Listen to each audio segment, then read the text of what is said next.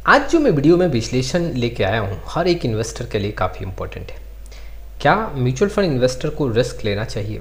कैसे mutual fund investor को risk लेना चाहिए? क्या क्या पॉइंट्स को आपको ध्यान रखना है? कैसे इन्वेस्टर को यहाँ पे म्यूचुअल फंड हाई रिस्क से बचना चाहिए? और कैसे कैसे फंड्स यहाँ पे हाई रिस्क क्रिएट करते हैं, ये सारा विश्लेषण आज के वीडियो में मैं कवर करूँगा। आप mutual fund investment already start कर चुके हो या फिर तैयारी कर रहे हो कि म्यूचुअल फंड में इन्वेस्टमेंट स्टार्ट करेंगे, तो ये क्वेरी आपके माइंड में ज़रूर आता होगा कि क्या हमें म्यूचुअल फंड में हाई रिस्क लेके चलना चाहिए? हाई रिस्क लेना ज़रूरी है या नहीं है, ये डिपेंड करता है कि आपका टाइम होरिजन क्या है, आपका गोल क्या है, किस पर्टिकुलर गोल के लिए आप यहाँ पे म्यूचुअल फंड इन्वेस्टमेंट कर रहे हो, आपका एज कैसा है, आपका रिस्क कैपेसिटी कैसा है और लाइबिलिटीज़ क्या है, और वाकई में क्या आप मार्केट के उतार चढ़ाव को सह सकते हो। इन सारे पॉइंट को अगर आप पूरा विश्लेषण कर लोगे तब जाके समझ में आएगा कि वाकई में आपको म्यूचुअल फंड से रिस्क लेना चाहिए नहीं लेना चाहिए। चलिए शुरुआत करते हैं, लेकिन उसके पहले mutual fund related complete solution चाहिए तो आप हमारे साथ जुड़ सकते हो। जी हाँ, डिस्क्रिप्शन बॉक्स में आए डिटेल चेक करें और व्हाट्सअप नंबर के थ्रू हमारे साथ जुड़ सकते हैं। सबसे पहले ये हमें समझना पड़ेगा कि कैसे म्यूचुअल फंड यहाँ पे हाई रिस्क जनरेट करते हैं, क्योंकि इन्वेस्टर सिर्फ म्यूचुअल फंड का सिलेक्शन कर लेते हैं, उनको ये नहीं आइडेंटिफाई होता है कि वाकई में क्या ये फंड काफ़ी हाई रिस्क जनरेट करता है कि नहीं। देखो, स्मॉल कैप म्यूचुअल फंड हो, मिड कैप म्यूचुअल फंड हो, हाई रिस्क जनरेट करते हैं यहाँ पे। अगर आपका कोई सेक्टर फंड है, अगर आपके पास कोई थीमेटिक्स फंड्स है, तो ये काफ़ी ज़्यादा रिस्क जनरेट करते हैं। ये मार्केट के उतार चढ़ाव में यहाँ पे काफ़ी ज़्यादा रिएक्ट करते हैं। मार्केट में गिरावट होगा तो ऐसे फंड्स में गिरावट भी ज़्यादा देखने को मिलेगा। हाँ, कई ऐसे फंड्स हैं मार्केट में तेज़ी होगा तो वैसे आपको रिएक्शन देखने को मिलेगा।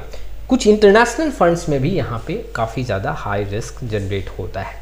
चलिए अब हम ये समझते हैं कि किस टाइप के इन्वेस्टर को हाई रिस्क लेना चाहिए, कौन से इन्वेस्टर यहाँ पे high risk mutual fund select करके यहाँ पे इन्वेस्टमेंट कर सकते हैं। पहले समझना पड़ेगा जो काफ़ी यंग इन्वेस्टर हैं वो यहाँ पे हाई रिस्क ले सकते हैं।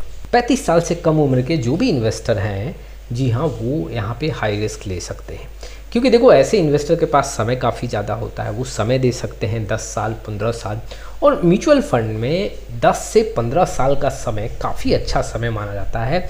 ऐसे समय में इतने ड्यूरेशन में काफ़ी अच्छा फंड यहाँ पे तैयार किया जा सकता है, कॉर्पस काफ़ी बड़ा हो सकता है। 10 से 15 साल का समय होगा तो मार्केट में अगर गिरावट भी होता है तो रिकवरी के लिए उनके पास काफ़ी ज़्यादा समय होगा, रिकवरी हो जाएगा और उससे उनका ओवरऑल रिटर्न काफ़ी अच्छा देखने को मिलेगा।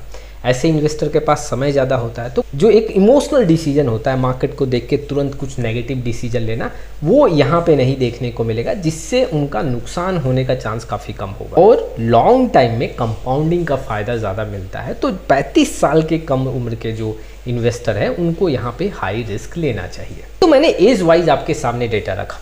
अगर मैं इन्वेस्टमेंट ड्यूरेशन वाइज अगर आपके पास यहाँ पे कुछ डेटा रखूँ, अगर आपके पास 10 से 12 साल के ऊपर का समय है तो आप हाई रिस्क ले सकते हैं। जी हाँ, कोई रिटायरमेंट प्लानिंग करना है, बच्चों के शादी के लिए, बच्चों के हायर एजुकेशन के लिए आपके पास 10 से 12 साल का समय है, तो मेरा एडवाइस है कि आपको यहाँ पे हाई रिस्क लेना चाहिए। स्मॉल कैप और मिड कैप म्यूचुअल फंड को अपने पोर्टफोलियो में जगह देना चाहिए। अब तीसरे पॉइंट पे आते हैं। मैंने आपको ये भी समझा दिया कि एज वाइज कैसे इन्वेस्टर रिस्क ले सकते हैं, ड्यूरेशन वाइज, जी हाँ, इन्वेस्टमेंट ड्यूरेशन वाइज कैसे इन्वेस्टर रिस्क ले सकते हैं। तीसरा जो पॉइंट है, देखो यहाँ पे कोई एज और इन्वेस्टमेंट ड्यूरेशन में कवर नहीं कर रहा हूँ। वैसे इन्वेस्टर जो रिस्क को फेस कर सकते हैं, वैसे इन्वेस्टर जो मार्केट के अप्स एंड डाउन्स को काफ़ी ईजिली फेस कर सकते हैं, मार्केट को काफ़ी अच्छी तरह समझते हैं, उनको पता है कि मार्केट में गिरावट हुआ है तो इससे ज़्यादा तेज़ी भी देखने को मिलेगा, पैसा काफ़ी ज़्यादा बनेगा, और मार्केट में हाई रिटर्न अचीव करने के लिए शॉर्ट टर्म में नुकसान सहने के लिए जो इन्वेस्टर तैयार हैं वो भी यहाँ पे हाई रिस्क ले सकते हैं। कई ऐसे इन्वेस्टर हैं जिनकी उम्र 50 से 60 साल के करीब में है, लेकिन वो भी हाई रिस्क ले रहे हैं। क्यों? क्योंकि उनके ऊपर कोई लाइबिलिटीज़ नहीं है, उनका जो एक मंथली एक्सपेंसेस है वो ऑलरेडी कहीं ना कहीं से बियर हो रहा है। पेंशन के तौर पे उनके पास पैसा ऑलरेडी आ रहा है, कोई खर्चे का टेंशन नहीं है। अब उनको अपने कैपिटल को ही बढ़ाना है और मार्केट में ऑलरेडी उन्होंने 15 से 20 साल का समय दिया है, वो समझते हैं मार्केट कैसे रिएक्ट करता है। गिरावट में उनको काफ़ी ज़्यादा प्रॉब्लम नहीं फेस करना पड़ता, कोई इमोशनल डिसीजन नहीं लेते हैं, पैनिक होकर मार्केट से बाहर नहीं निकलते हैं।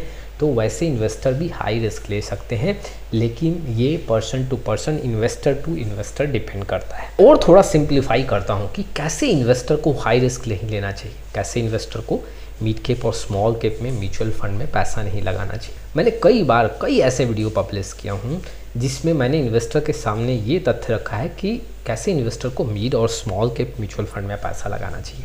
लेकिन जो ये मैं पॉइंट आपके सामने रख रहा हूँ कि कैसे इन्वेस्टर को हाई रिस्क म्यूचुअल फंड से दूर रहना चाहिए, मिड कैप और स्मॉल कैप, थीमेटिक्स और इंटरनेशनल फंड, सेक्टर फंड से दूरी बना के रखना चाहिए। तो हर एक इन्वेस्टर हाई रिस्क नहीं ले सकता। भी पर्सन यहाँ पे रिटायर हैं, सीनियर सिटीजन हैं, उनके ऊपर कोई लाइबिलिटीज़ है, जी हाँ, बजट का काफ़ी ज़्यादा यहाँ पे प्रॉब्लम है, कुछ भी मंथली इन्वेस्टमेंट का कोई इनकम नहीं है, तो वैसे कंडीशंस पे इन्वेस्टर को हाई रिस्क नहीं लेना चाहिए। सबसे बड़ा फोकस क्या होना चाहिए कि जो कैपिटल है उसको हम प्रोटेक्ट कर सके। कैपिटल प्रोटेक्शन सबसे बड़ा ज़रूरी है, इनकम जनरेट करना उनका दूसरा प्रायोरिटी है।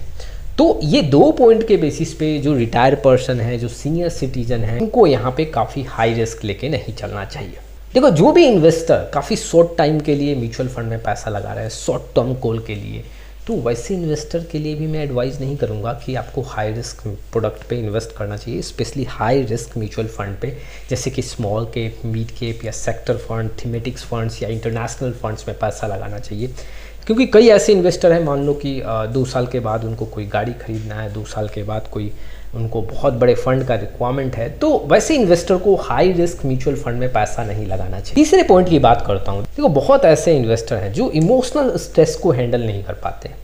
जी हाँ, कुछ गिरावट हुआ, कुछ मान लो कि कहीं से कुछ न्यूज़ सुना और उस न्यूज़ के बेसिस पे वो काफ़ी इमोशनल होकर कुछ नेगेटिव डिसीजन ले सकते हैं। वैसे इन्वेस्टर को भी हाई रिस्क म्यूचुअल फंड में पैसा नहीं लगाना चाहिए। वैसे इन्वेस्टर भी जो मार्केट के उतार चढ़ाव को फेस नहीं कर पाते, चलो चढ़ते हुए मार्केट को तो हर कोई फेस कर लेता है, गिरते हुए मार्केट को बहुत ऐसे इन्वेस्टर हैं जो फेस नहीं कर पाते हैं, वैसे इन्वेस्टर को भी हाई रिस्क नहीं लेना चाहिए। अगर आप काफ़ी पैनिक सिचुएशन में आ जाते हैं, मार्केट में जब गिरावट होता है 4%, 5%, 10% अपने हाई से गिर जाता है, वैसे सिचुएशन में भी हाई रिस्क म्यूचुअल फंड में पैसा नहीं लगाना चाहिए, क्योंकि आप पैनिक सिचुएशन में आ जाते हो और वहाँ पे आप गलती करोगे ही करोगे, नुकसान करोगे ही करोगे। तो वैसे इन्वेस्टर को भी हाई रिस्क म्यूचुअल फंड में पैसा नहीं लगाना चाहिए और यहाँ पे हाई रिस्क नहीं लेना चाहिए। अब कई ऐसे इन्वेस्टर बोलते हैं कि हम पोर्टफोलियो में रिस्क को मैनेज कैसे करें। सिंपल तरीके से मैं समझाता हूँ। देखो, सबसे फर्स्ट पॉइंट कि आपको डाइवर्सिफिकेशन के साथ जाना है। दूसरा क्या है, मार्केट कैप का भी आपको डाइवर्सिफिकेशन का ध्यान रखना है, एसेट एलोकेशन का आपको ध्यान रखना है। उसके साथ ही साथ आपको एसआईपी के थ्रू यहाँ पे फर्स्ट प्रेफरेंस करना है।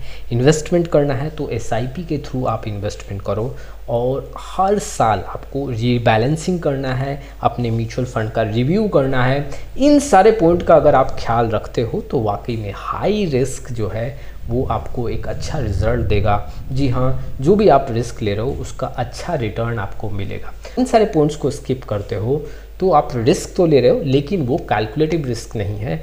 जी हाँ, हो सकता है जितना रिस्क ले रहे हो उतना रिटर्न ना मिले, या फिर जो आप एक्सपेक्ट कर रहे हो उससे काफ़ी कम रिटर्न बनता हुआ देखने को मिले। मैंने इस वीडियो के माध्यम से हर एक इन्वेस्टर को यहाँ पे इन्फॉर्मेशन प्रोवाइड किया है कि वाकई में क्या आपको म्यूचुअल फंड में स्पेशली मिड कैप और स्मॉल कैप में पैसा लगाना चाहिए, हाई रिस्क लेना चाहिए या नहीं लेना चाहिए। अब आप समझ सकते हो, आप खुद यहाँ पे डिसीजन ले सकते हो। आपको अगर कुछ भी ऐसा पॉइंट लगे कि कुछ और पॉइंट यहाँ पे ऐड होना चाहिए, जी हाँ, कमेंट बॉक्स में आप अपना यहाँ पे पॉइंट ऐड कर सकते हो। आज के लिए बस इतना ही, फिर मिलेंगे एक नए वीडियो के साथ। तब तक के लिए जय हिंद, जय भारत।